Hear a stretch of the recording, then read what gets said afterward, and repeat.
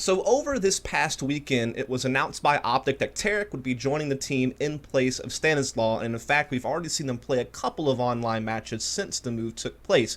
And so I wanted to obviously use this video to take a look at this move and kind of assess it and what it means for the team and Tarik and Stanislaw going forward. So first of all, I'll say that this move was certainly a little bit more of a shocker than some of the other moves we've seen, as they kind of kept it under wraps quite well. I think someone said that there was kind of this screenshot from a vlog that Fallen did where they were scrimming against OpTic while they were using Tarik or something like that. But outside of that, there wasn't really a whole lot of intel out there that this move is actually taking place. I mean, obviously, the whole Cloud9 move where they picked up Automatic was all over the place. ESPN report was out well before the move happened. Nothing leaked something on stream. So there was a lot, kind of pointing to that move happening. But this one, like I said, a little bit different, a little bit more, kept under wraps, as I said. Now, of course, Tarik was an attractive candidate sitting out there for quite some time, and he had been looking to leave CLG for quite some time. I mean, if you'll remember, way back when, he was a candidate that Cloud9 was looking at before they picked up Stewie2K, and so you had known for quite some time that Tarik was looking to get out of there, and he had actually claimed after he left the CLG starting lineup that he would actually wait it out until 2017, presumably because he was trying to wait out his contract because his buyout was high, and no one really either wanted to play it or CLG was not really negotiating, so no one could really get the price to drop down. Might have been some of the reason why they still never picked up Tarik, even most recently. They wound up going with Automatic instead. They did say that maybe it was because he didn't fit the team quite as much role-wise, which is certainly, possible, depending on what roles they were trying to set up on the team. But some of it could have been buyout stuff as well. But lo and behold, here comes OpTic to pick up Tarik. Now, I thought Tarik would have been a good fit on TSM as well, since they lost Automatic and they were needing a player. Maybe buyout came into that as well. But regardless, OpTic is the one who's going to come up with it here. So, first of all, let's take a look at what had been going on with OpTic leading up to this move. So, ever since they picked up Mixwell, the first LAN event they attended was the SIVO Season 9 event, which was kind of a disappointing event for them. I mean, they lost to VP, which is fair enough. They did beat out Splice, but then they had this series against Hellraisers where it looked like they might be able to do something. They actually had a really big win in the first map in that series on Cobble, but then just got absolutely blasted on Cash and Overpass and left the event. They then went on to play the next minor, which they played this quite well. Where they actually beat out TSM, and then they beat the Tempo Storm lineup, which is now Immortals, though, of course, then they still had, Showtime on board instead of Zeus, and they still had, I know this is after Peacemaker had already left as well, but, they had beat out this team, which is certainly a strong team, a team that went on to, win a couple of titles, and then they also beat out TSM, which, of course, had shown some big strength at ECS not too long after this. At E-League, kind of hit or miss there. I mean, they did beat Selflessly, the North American team, but they struggled against G2 and NIP, which, of course, those are, two top teams in the world. And they did actually take a map off of NIP in the Decider, so not too shabby. Then they had this other really great career high where they actually managed to qualify for Cologne, so we had another new group of players representing North America at a major this time around. And they did so by beating out Hellraisers, as well as beating Flipside Tactics and Fluffy Gangsters. Though they did have a close loss to Gambit, they still managed to get the Cologne. But then once they got there, they had kind of another dip, right? I mean, they just got absolutely ravaged by NIP on Dust 2 in the group play, which was kind of weird to see that map come through anyway, because I had always thought that was a map OpTic would avoid and ban out and not play. And of course, NIP's very strong Dust 2 team, so I figured those things combined, maybe you avoid it. I think they actually elected to get rid of Cash, which is a very comfortable map for OpTic, but also a very strong suit for NIP. So I almost feel like something maybe went wrong in that map pick ban phase. Don't know that it would have mattered, but regardless, they lose that big. And they also lose to Flipside on Train in a close match, which of course, they were able to beat Flipside on Train to qualify for the event. So kind of a disappointing result when you combine those two things together. But of course, Flipside goes on to beat NIP in shocking fashion to make the playoffs. So, that wound up being a big story for Flipside at that event regardless. So in hindsight, maybe it's not as bad as we thought. And then, of course, prior to picking up Mixwell and prior to SIVO Season 9 Finals, which was the debut of Mixwell for OpTic on LAN, they had also had some huge ups and downs throughout the end of last year coming into this year. I mean, obviously, they had like this crazy high where they qualified for E-League and the road to Vegas, but then they had like kind of a low where they didn't do well at all at the first America's Minor. This kind of lost out in shocking fashion in that one. They were like a favorite to win it, didn't even make it to the finals. And so you could just kind of see that there were these ups and downs going on with this team. I mean, they had like a big SIVO event, for example, like in the mid-year of 2015, but then never really had anything close to that afterwards. So you could just see that this team's always kind of been in the ups and downs, and it came to a point where I guess they felt they needed to make even another change to try to see if they couldn't, even things out and get to moving in the right direction. So I almost can't blame them for wanting to make a move to try to improve their stock, especially since Tarik could be a great rifler for them. So this is a move they decided to make. Now, talking a little bit about Stanislaw, who is a person that has been moved out of the team, I've always felt that he was a quite intelligent player, and one that could be, pretty versatile. He liked to play, it seemed, a lot of peripheral roles and more lurk style roles, but I also would see him at times being kind of more of an entry guy. I remember back in the day when he used to play a little bit with Tempo Storm, with that group of players, and even his earlier days on Conquest, you could see him playing those types of roles and being successful. But then he always moved into more peripheral roles in the end. And it always seemed like there was this role conflict then between him and Naf, who always wanted to seem to kind of play the same spots. And you would see them swap spots out a lot throughout their time together being on the same team. But even with all that aside, when you look at his actual performances and numbers, he always seemed to be kind of a hit or miss player, where he'd have some good maps here and there. Maybe he'd have one good event, but then the next event he wouldn't play as well. Or, maybe within the same event, he'd have some great maps, but then some ones where he didn't look the same at all. And you never really seem to get a consistent performance out of him. Now, granted, this could be said for a lot of the players on the team, but Naf, I would put in this as well. Even Rush has at times been a little bit hit or miss, though I think Rush has gotten a lot better over time. But yeah, Stanislaw is certainly one of the people who was like this on the team.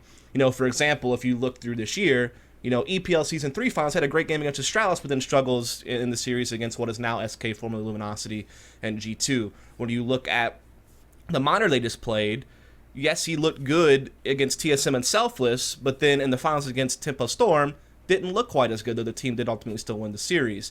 Then you look at E-League, he had one big maps against G2 on Train in the group stage, and they had this 14-16 loss. He played a really great map there, and also had a pretty good map against Nip on that huge Cobble win in the Decider.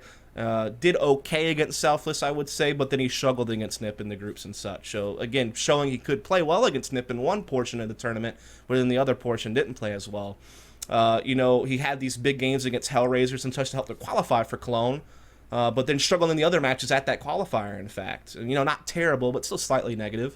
And then when you look at Cologne itself, of course, the whole team got wrecked by Nip, of course, but even in that close loss against Flipside on Train, he played quite poor, but so did everyone outside of Mixwell, right? So, again, it's not that I'm scapegoating Stanislaw, because there's been plenty of players on this team who have at times shown ability but have yet to put the consistency together. It seems like Mixwell is kind of one of the main guys who has consistently been pretty good for this team, and I would say Rush has probably been good more than he's suffered, right? And Naf maybe a little bit better than he has been bad. You get my point, whereas I feel like Stanislaw was almost 50-50. And I think the biggest thing, though, isn't really necessarily player performance here for Stanislaw. Again, I think he's still a pretty intelligent player. When I watch him play, he doesn't really make a whole lot of huge mistakes. But I think it really does come down to role conflicts with Naf is one of them. And then maybe there was some personality clashes there. I have no idea. I'm not in that team. I don't know what goes on between its players, but it's always possible that there was personality conflicts or something like that as well. I certainly think that Stanislaw could add value somewhere else. Maybe before CLG picks up Sub-Rose and some of these other guys, maybe Stanislaw could have been a good candidate for that team. I think he still could be a good candidate for TSM, by the way.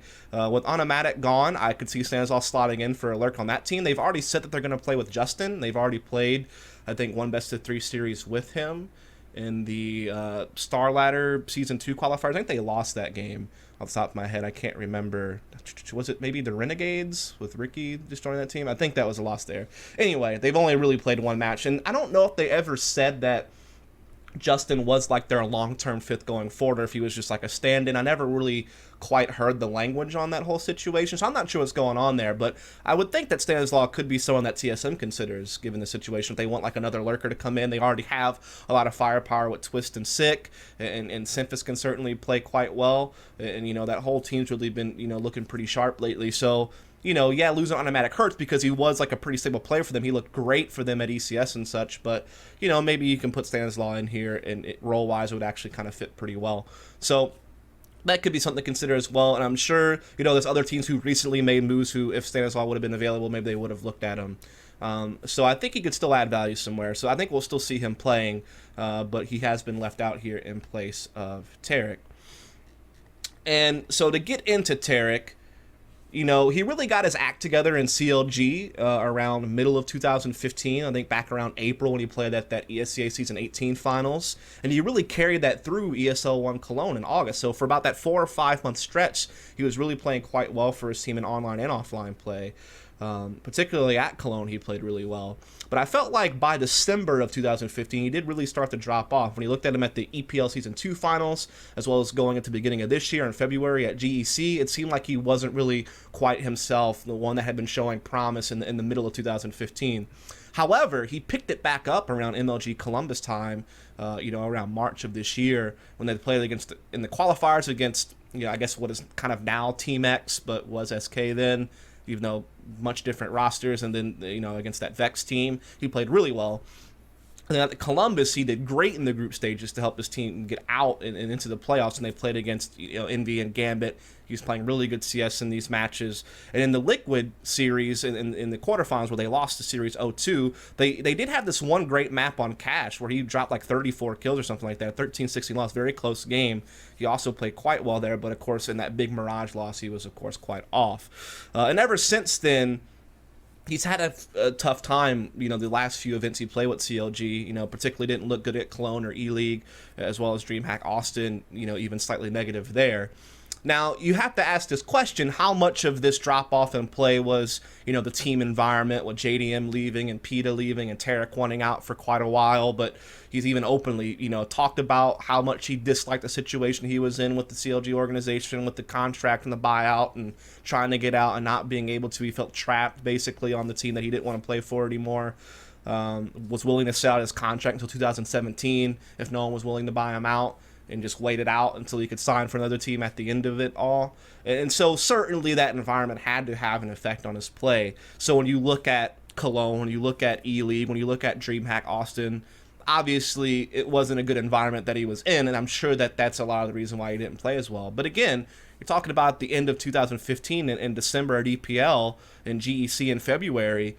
He still wasn't playing there well either, and this was before all this stuff started happening. Though, I would say even way back then, it looked like he was trying to join Cloud9 before they picked up Stewie 2K. So again, I can't really know how much of his play dropping off was due to just his performance not being as good, or some inconsistency issues, or if it's team environment stuff, extra things weighing on him. It's really hard to read which one weighs more. It's probably a bit of both, if we're honest, but I think in the most recent times, like I said, Cologne, E-League and such, team environment certainly wasn't the best, and his attitude probably wasn't really in the right place. So the point is I think that he still is a valuable player. I think he has strong aim. I think he's got a good rifle. He's shown the ability to play like secondary entry roles quite well, which I think is something that he can do well for OpTic, because it'll now move NAF back into more like consistent peripheral positions, which he's always seemed to like to play, but against stanislaw kind of took that away from him at times, and so maybe puts NAF in a more comfortable position, and it allows Tarik to kind of follow up Rush and kind of be an entry duo. And then they still have Mixwell, who, when he doesn't have an op in his hands, can be quite an aggressive rifler, and so you can kind of see like Mixwell, Rush, Tarik maybe be like this great trio for map control situations, and so that's something to really think about. For example, we've only seen them play a couple best of threes. I've already noticed on Mirage that now NAF has been able to go back to playing outside the A-bomb site instead of being in mid-control, where Stanislaw was playing outside of A. And they had swapped back and forth a couple of times throughout their time together on Conquest and OpTic. So now you finally see NAF getting back into a role he probably always wanted to play on that particular map.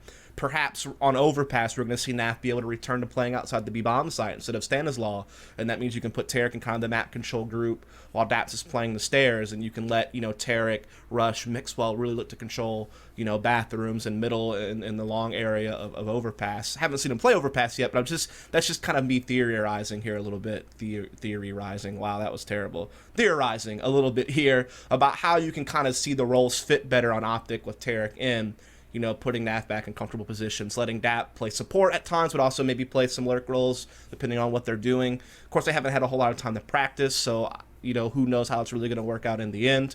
But I can see this meshing well. I think that the positions fit, sort of. And as long as Tarik can get back in form, like what we were seeing around MLG Columbus time period, then I think he can certainly add to this team firepower-wise as well. He probably won't be second opping anymore like he's used to doing on CLG, though, because I feel like I see Naf do that quite a lot with Mixwell. So I don't know how they're going to work that out. Maybe in the future we do see him come back into that.